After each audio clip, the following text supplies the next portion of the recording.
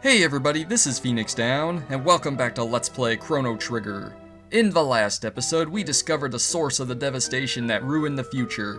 In the year 1999, a monster known as Lavos will erupt from the planet's surface and rain destruction down upon the whole world, completely turning it into a desolate wasteland.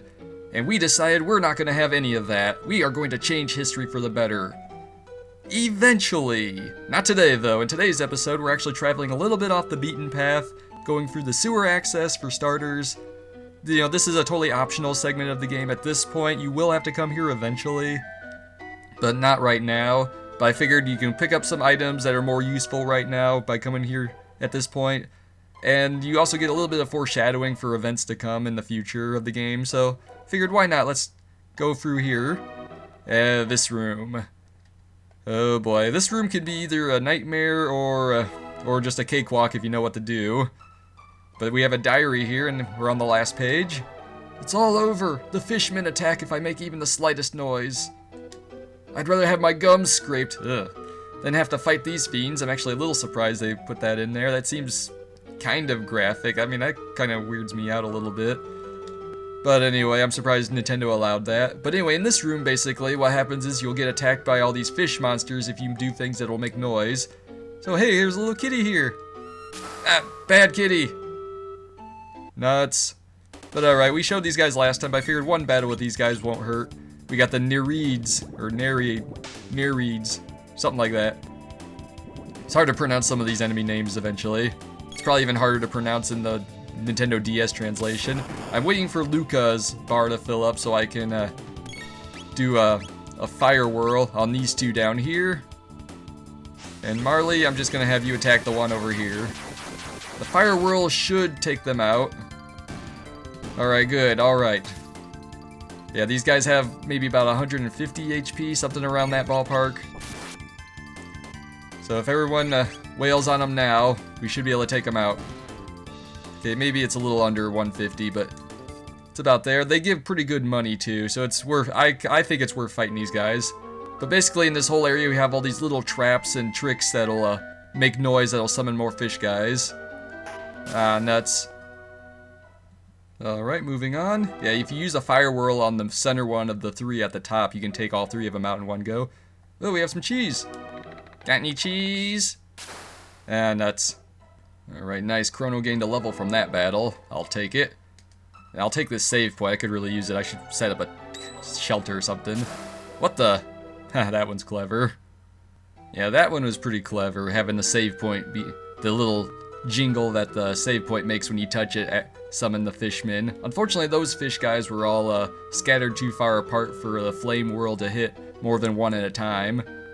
So you burn up quite a bit of MP on those. Anyway, we have these guys. We saw them last time, but I may as well show them again. The Edgars, something like that. Let's see, flame toss. Alright, Luca can hit them both with a flame toss that way. Should wear them down quite a bit. And Crono and Marley should be able to finish them off with regular physical attacks, especially when Marley does a critical. Alright, we gain a little bit of experience. Did we get no money at all from that? Huh. That's weird. Anyway, we have this bridge here, but there's nothing over here. Go up here, and no, it's a dead end.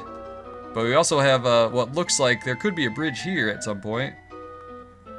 There's a little gap between these areas here. We can slide through here and flip this switch. That'll open a door over there. Yeah, it's a little tricky to figure out exactly where the opening is. And now if we go around the top part here, we navigate around and we go through the door we just opened. Oh, and we have a little scene here. Oh, there's the frog guys from last time. Press the switch and the bridge opens. Ribbit. So, switch on, Gribbit. Ribbit. It's out of reach, Ribbit. And you call yourself a frog, Gribbit. Gribbit! Someone's coming. Let's scram, Gribbit. And that's pretty much the last time we'll ever see those frog guys. But that's the switch that summons the bridge, so we'll have to remember that for later. How are we doing on HP? I better... Well, you know what? Nah, it doesn't matter. Should be alright. We got a chest up here. And we got a rage band. That basically inflicts you with the... well, let me double check, actually. I might be mistaken that for... Oh, I'm mistaken that for the Berserker. This gives you a 50% counter attack rate. You know what? I'm actually going to give that to Chrono. That way when he gets hit, he can do a counter attack randomly. The three of them are almost here. Coming through the sewer like they own it. They must have a death wish. We shall teach them a lesson. Let's show them. Hee hee.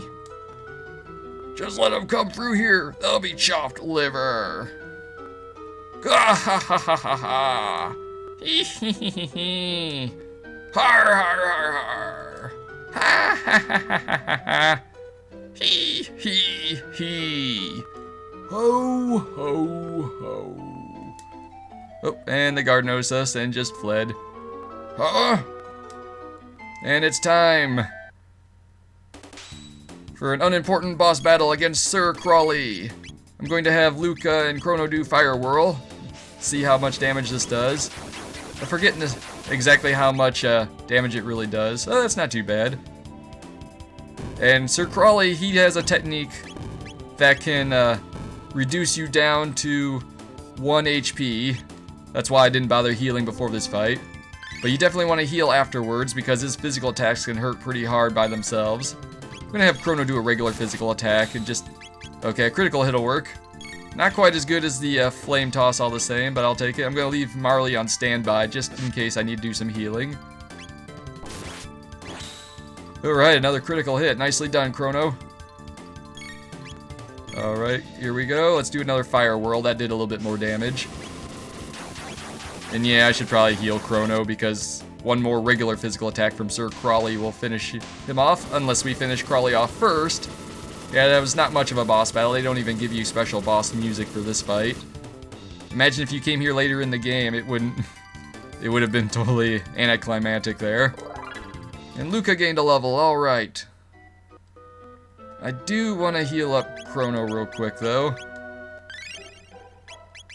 Got 1 or 2 more battles in this place, I believe, if I'm remembering correctly. Yep, definitely. Got a couple more of the Edgars and some Nereids. Oh man, giving Chrono the Rage Band was the best decision I made this episode. He's just counter-attacking left and right. He does need a little bit more healing though after that though. But that made that fight so much easier. Otherwise I would have had to do like flame tosses on both fish guys separately. Anyway, over here... In this chest, we get a bolt sword. Alright, a new weapon for Chrono, so I'm going to equip that real quick. Yeah, 3 more points to his attack power. I'll take it, definitely. That'll definitely come in handy. Despite the name, though, I do not believe it has any elemental properties. I don't think any weapons in this game have elemental properties, if I'm remembering correctly. I could be mistaken. They have special characteristics, but not elemental related. But anyway, after flipping that switch, we got a couple bridges that'll make it a lot easier to get out of this place. But before we do that, let's go up this ladder and exit the other side of the sewer access. We're on this little tiny continent here. We have Death Peak over here. I know all the people in Aris Dome used to say it in quotations, but anyway, let's check this place out. Why not? Let's do some running up this hill. It's slow going. Seems to have some wind. There's something sparkly here. We got a power tab. And the wind just blew us right off the mountainside. So anyway, I'm going to go ahead and use that power tab real quick. Give it to Chrono, I guess. It's the only one that really benefits from that. Organize our stuff. Now let's check out this dome over here. We have the Keeper's Dome. And we got mysterious sad music here. Oh, we got a computer. But it doesn't seem to be working properly. Alright, let's move over this way. Oh, what are these guys doing here? Okay, we have one of those mysterious doors that we can't open. It's got a curious crest on it, and an unknown power keeps it sealed. We have these guys here. Got this strange creature. I am pleased you think me worthy, O wise one. I await your final program code. No, don't go getting all emotional on me, critter. Back to work now. Okay, so we have this old guy. He's doing something data related to this blue creature. We'll learn more about the blue guys later. Let's talk to the old guy. Shala, I've missed you so. Who's Shala, or Scala, or however you want to pronounce it. I've always used to pronounce it Scala, but I think it's actually supposed to be Shala. No! You must not climb Death Peak. Oh, I wish I'd talked to you first, not that I made it very far anyway. Wouldn't make it very far anyway. Exactly. I didn't even realize he was going to say it exactly that way. It has to be the right time, and they have to show you the way. That's cryptic. Say, did you see my masterpieces? The Ocean Palace and the Blackbird. I designed and built them both. I have not even heard of either of those, actually.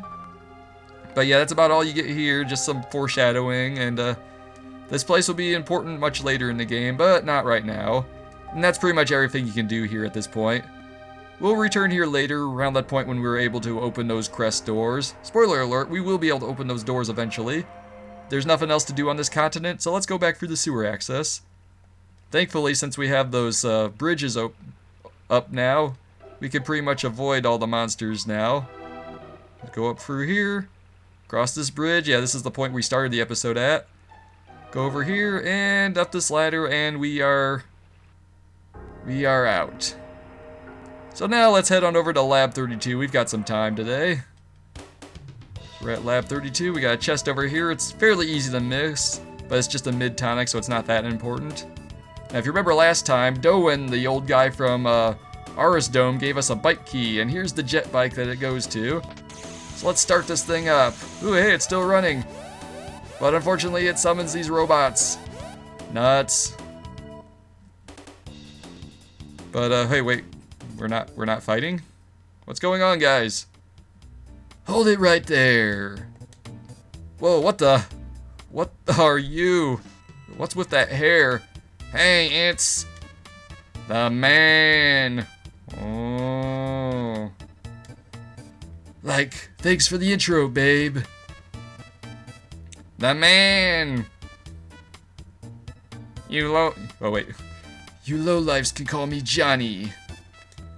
Now listen up. Part of an old highway leads through these ruins. Think you can beat me in a bike race? So we have ourselves a mini game here.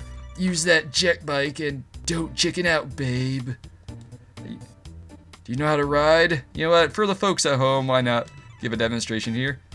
So the gas is on auto, so there's only one speed. Fast. Use the control pad to steer and press the B button for a turbo boost. A turbo boost. No. And we got 3 turbos, and it takes a moment to recharge between boosts. So show me what you got, babe. But yeah, you can talk to these robots here. Winning does that to Johnny's hair. He's got like a epic mohawk pompadour going there. A man rides like a roller coaster.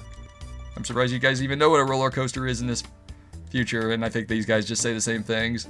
I get the feeling that since they call him the man initially, and because there's really literally no other character in this game like Johnny that I know of, that I can think of off the top of my head, I get the feeling he was originally meant to be a party member that you could actually have join your group, like a party member from the future, but for whatever reason they switched him over to just being a minigame guy. But anyway, let's go over to the jet bike and let's do some racing with Johnny. Hopefully I don't screw this up on the first go. It's been a while since I've done this. Basically what you can do is you basically rubber band in this thing. You know, at 1 second you're ahead, but then the other one just kind of loops ahead of you. You can kind of gauge your position by the little thing at the bottom. I'm going to try to beat him without using any boosts. The best way to beat him is to try to bounce on him from the front. If you do a boost, you have some really serious rubber banding going on. Uh-oh. I could be in trouble. Alright, I did it. Whew, that was a close one. But victory is ours! We won the race. We have our triumphant music. I think this is also Luca's theme. But alright, we are the winner! A winner is me. And there's Johnny. He looks really run down there. You beat me! I don't get it. You can challenge me anytime. We'll ride the wind, babe. So yeah, you can just talk to him there. Yep, it says the same thing. But what happens if you were to decide to just walk through here? Well, we can find out this way. Basically, there are monsters here, and there is a chest to get. And there's plenty of mutants to fight as well. Oh, 3 of them. You want to use Hypno Wave on the ones you don't want to fight right away. Yeah, putting the mutants to sleep when there's a big group of them can really come in handy. It's one of the few times I really use Hypno Wave in this game. Oh. And we have some shadows to deal with as well. Nothing we can't handle. In fact, I could probably just leave this one on screen. Just have to wait for Chrono to charge up for the flame whirl. The fire whirl. There we go. Let's hit all 5 of them at one go. Just torch these suckers. Nice. Wonder how many I probably wouldn't have been able to hit all of them if I had used Slash, which is why I decided to wait for Fire Whirl, because I would have had to use Luca's Flame Toss anyway. But in this chest, we get a race log. This is a special item for the races. It basically keeps tab on your win and loss records and allows you to adjust some of your settings. Right, made short work of those guys, and we got some more mutants to deal with. Alright, that was the last of the mutants. Again, Hypno Wave is the way to go with these guys. But now if you come back over here, and somehow Johnny made it all the way here, and so did our jet bike, conveniently enough. Hey, looks like you have a neat gadget there. Ask RXXR how to use it. Oh, and then we have another robot. By the way, something I forgot to mention is if you come here without the bike key to do the race sequence, those 4 robots down below will attack you each time you come here. Greetings, life forms. I am RXXR, the log keeper. I'll record your 3 fastest times. There are 2 ways to race Johnny. Which do you prefer? So you can choose mode 1 with turbo boost and mode 2 without boost. And we can use L and R to change perspective while we're racing. So you can rotate the camera around. You could have like the race so it looks like, you know, you guys are riding straight towards the camera or straight away from the camera or sideways or the opposite direction. But let's do it without boost. Even though that's kind of how I did it last time. So we have zeros there, and we don't want to change it. So let's do one more race, and then we'll call it a day for today's episode. So alright, this time boosts are not an option. But I don't think I need it. Oop, I had 5 times there.